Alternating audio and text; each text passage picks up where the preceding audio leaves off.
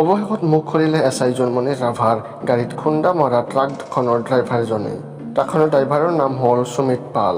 সুমিত পালে কেনেকৈ মুখ খুলিলে, কোনে সুমিত পালক এনে কাণ্ড সংঘটিত কৰিবলৈ কৈছিল, সকলো জনাম এছ আই জোনমণি ৰাভাৰ হত্যাকাণ্ডত অসমৰ এজন বহুতেই জানে মানে ব্যক্তি জড়িত হৈ আছে বুলিও পোহৰলৈ আহিছে এটি নতুন বাতৰি। আপুনি এই বিষয়ে জানিলে আচৰিত হৈ পৰিব, গতিকে ভিডিঅ'টো শেষলৈকে চাই যাব। আৰু যদি আপুনি আমাৰ চেনেলত নতুনকৈ আহিছে তেন্তে চেনেলটো ছাবস্ক্ৰাইব কৰি বেল আইকনটো প্ৰেছ কৰি নিশ্চয় দিব। এছ আই জোনমণি ৰাভাৰ গাড়ীখন ৰাস্তাৰ কাষত ৰৈ আছিল আৰু ট্ৰাকখন আহি মুখামুখিকৈ ৰং ছাইডেৰে খুন্দা মাৰে বুলি আমি প্ৰণৱ দাসৰ পৰা অৰ্থাৎ নালিয়াৰ পৰা জানিব পাৰিছোঁ। ট্ৰাকখনৰ ড্ৰাইভাৰৰ ভাষ্যও মই আপোনাক শুনাম। নালিয়াৰ মতে এই ট্ৰাকখন আহিছিল পকাখোলা বাগিচাৰ পৰা।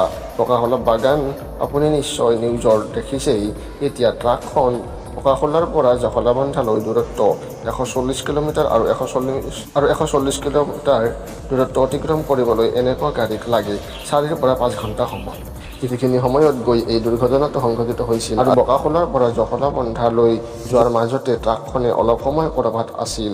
ড্ৰাইভাৰে এই সুমিত পালে নে বেলেগ ড্ৰাইভাৰজনে ক'ত সময় কটাইছিল? যদি 3-4 ঘণ্টা সময় ক'ৰবাত বাটত ৰৈছিল তেন্তে ট্ৰাকখন ক'ত ৰৈছিল? নে ট্ৰাক ড্ৰাইভাৰ চেঞ্জ হৈছিল?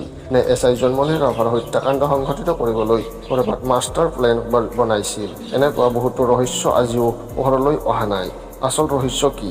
আৰক্ষীৰ তদন্ত কিমান আগবাঢ়িল? ৰাইজৰ মাজত বহুতো প্ৰশ্ন। জোনমণিৰ পৰিয়ালে ন্যায় পাবনে? জনাওক আপোনাৰ মতামত। ভিডিঅ'টো লাইক কৰি চেনেলটো ছাবস্ক্ৰাইব কৰি দিবলৈ নাপাহৰিব।